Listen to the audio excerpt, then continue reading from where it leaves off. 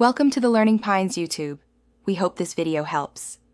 You start by choosing the correct physical connection, USB-C to USB-A/C or Lightning, or HDMI with an adapter for laptops that accept video in.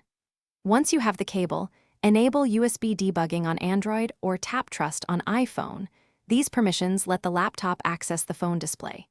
Make sure you install drivers or the mirroring utility, SCRCPY on Windows/Linux, or QuickTime on Mac for iPhone, because without the supporting software, the wired link cannot stream the screen. Once done, physically connect the phone using the original cable to avoid flaky data lines. A charging-only cable won't pass video. Next, change the USB mode to file transfer or the specific screen capture mode your device shows so the laptop recognizes it.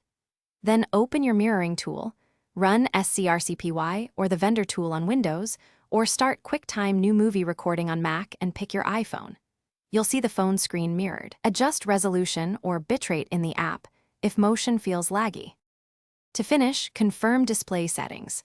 Set resolution and bitrate in the mirroring app to balance quality and latency, and keep the phone connected to power if mirroring long-term. Make sure audio routing is set correctly. Some apps forward phone audio, others require separate output selection on the laptop. If the device isn't detected, try a different USB port or cable, reinstall drivers, or reboot both devices. That single troubleshooting step resolves most connection failures and gets you back to a stable wired mirror quickly. Thanks for watching. Consider subscribing if we helped you.